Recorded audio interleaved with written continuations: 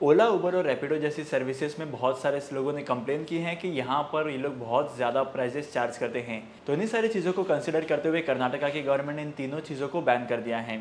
आने वाले 3 दिनों के अंदर अंदर ये तीनों की तीनों सर्विसेज जो हैं वो कर्नाटका में बैन हो जाएगी और इसकी सारी सर्विसेज बंद हो जाएगी। और अगर आपने भी कभी ओला, उबर या रैपिडो पर कोई राइड बुक की होगी तो आपने भी ये सारे इश्यूज़ फेस किए होंगे। अगर आपको भी लगता है कि यहाँ पर ये लोग ओवर चार्ज करते हैं तो आपको भी कंप्लेन रेज करनी चाहिए। तो हो सकता है कि आपके कंप्लेन करने की वजह से आपकी जो प्रॉब्लम है वो सॉल्व हो जाए। इन सारे लोगों की प्राइजेस भी कम हो सकती हैं। इनकम टैक्स फाइल करने वाले ज़्यादातर लोग ये सोचते हैं कि इनकम ज़्यादा दिखाएंगे तो हमें टैक्सेस भी ज़्यादा पे करने पड़ेंगे। लेकिन अगर आपको टैक्सेस कम करने हैं तो यहाँ पर आपको रिडक्शन लेने पड़ेंगे। इनकम टैक्स के चैप्टर 6A के अंदर बहुत सारे रिडक्शन है जो आप क्लेम कर सकते हैं।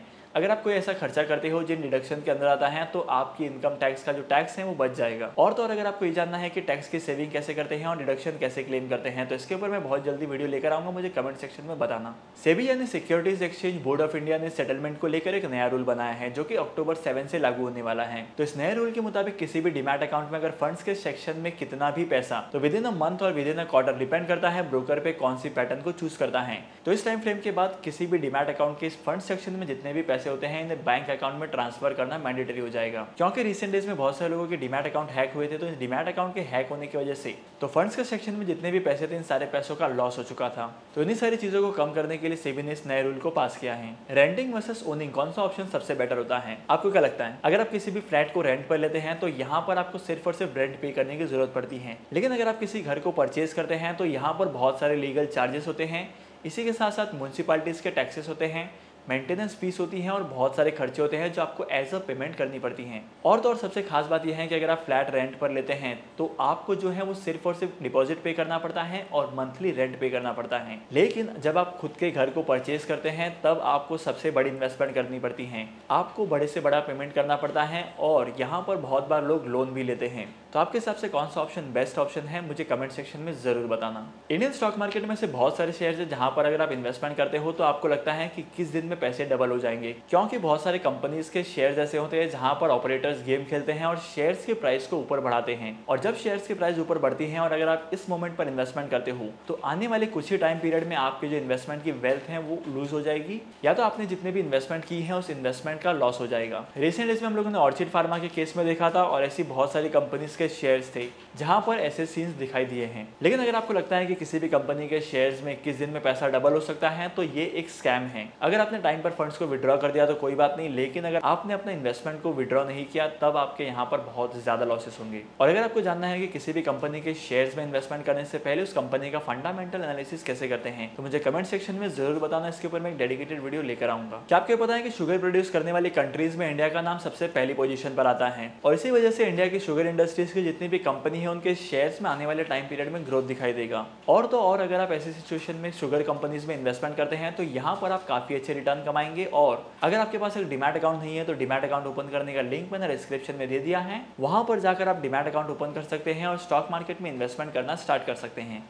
ज़ीरोधा के को फाउंडर नितिन कामत का कहना है कि आने वाले कुछ ही दिनों में डीमैट अकाउंट की जितनी भी सर्विसेज प्रोवाइड करते हैं स्टॉक ब्रोकर जो है अपने डीमैट अकाउंट की सर्विसेज के लिए जो ब्रोकरेज है उसके अमाउंट को इंक्रीज कर सकते हैं, क्योंकि रिसेंट डेज में सेबी ने एक नया रूल पास किया है फंड्स को लेकर। तो इन नए रूल्स के हिसाब से इन स्टॉक ब्रोकर्स का जो ऑपरेटिंग कॉस्ट है वो इंक्रीज हो जाएगा और अपने ऑपरेटिंग कॉस्ट को कवर करने के लिए अपने चार्जेस भी बढ़ा सकते हैं। वंदे भारत इंडिया की आज तक की सबसे फास्टेस्ट ट्रेन साबित होने वाली थी, लेकिन वंदे भारत का एक्सीडेंट जो है वो 2 बार हुआ है।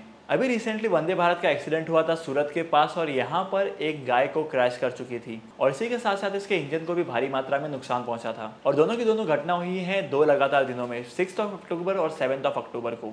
चलिए अब हम बात करते हैं इलेक्ट्रॉनिक मार्ट के सब्सक्रिप्शन के बारे में।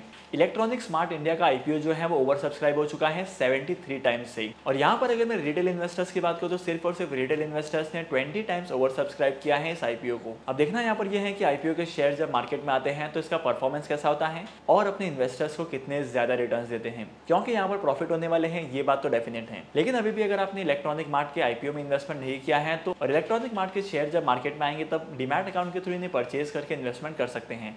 हीरो मोटोकॉर्प ने अराउंड द वर्ल्ड अपनी सबसे पहले इलेक्ट्रॉनिक व्हीकल को 2 व्हीलर व्हीकल को लॉन्च कर दिया है, जिसके 2 वेरिएंट्स हैं, विडा V1 प्रो और V1 प्लस। अगर आप हीरो मोटोकॉर्प के शेयर्स को ऑब्जर्व करेंगे तो आने वाले कुछ दिनों में हीरो मोटोकॉर्प के शेयर्स भी बहुत तेजी से ग्रोथ दिखाएंगे, क्योंकि इलेक्ट्रॉनिक व्हीकल्स की सबसे पहले ऐसी कंपनी बन चुकी है जिसने अराउंड द ग्लोब अपनी बाइक्स को लॉन्च किया है।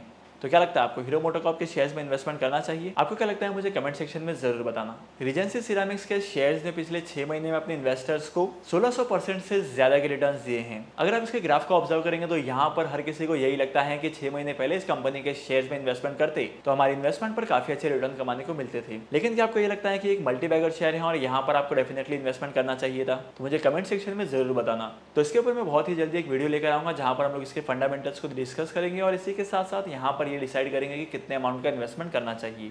इंडिया का स्टॉक मार्केट लगातार गिरते ही जा रहा है और यहाँ पर सबसे बड़ा सवाल ये आता है कि आखिर इन्वेस्टमेंट कहाँ करना है। अगर आपका भी यही सवाल है तो आज की जो छोटी सी वीडियो है ये आपके लिए काफी ज्यादा इंपॉर्टेंट है। सबसे पहला सेक्टर आपको इन्वेस्टमेंट करना चाहिए वो है FMCG का सेक्टर, क्योंकि FMCG सेक्टर की कंपनीज के शेयर जो है वो हर एक सिनेरियो में ग्रो करते हैं और इनकी डिमांड बढ़ते जाती हैं। सेकंड इंपॉर्टेंट सेक्टर इन्वेस्टमेंट करने के लिए है इलेक्ट्रॉनिक व्हीकल्स का। इलेक्ट्रॉनिक व्हीकल्स में इन्वेस्टमेंट क्या करना है, क्योंकि आने वाले टाइम पीरियड में इन कंपनीज की और इन व्हीकल्स की डिमांड जो है वो बहुत तेजी से बढ़ने वाली है। तो करंटली अगर आप इन कंपनीज के शेयर्स में इन्वेस्टमेंट करते हो जो इलेक्ट्रॉनिक व्हीकल्स प्रोड्यूस करती हैं, मैन्युफैक्चर करती हैं या इलेक्ट्रॉनिक व्हीकल्स को मैन्युफैक्चर में हेल्प करती हैं, तो फ्यूचर में आपको काफी अच्छे रिटर्न कमाने को मिलेंगे। तीसरा सेक्टर जहां पर आप इन्वेस्टमेंट कर सकते हो वो है सोलर एनर्जी और रिन्यूएबल एनर्जी का। अगर आप लोगों ने रिसेंट डेज में ऑब्जर्व किया होगा तो गवर्नमेंट ऑफ इंडिया बहुत सारे ऐसे प्रोजेक्ट्स लेकर आ रही है जो रिन्यूएबल एनर्जी को सपोर्ट करते हैं, सोलर एनर्जी के बेसिस पर चलते हैं, क्योंकि ट्रेडिशनल वे का इस्तेमाल करने पर इकोनॉमी को बहुत ज्यादा हार्म होता है और इसी के लिए इन सारे प्रोजेक्ट्स पर काम चालू है।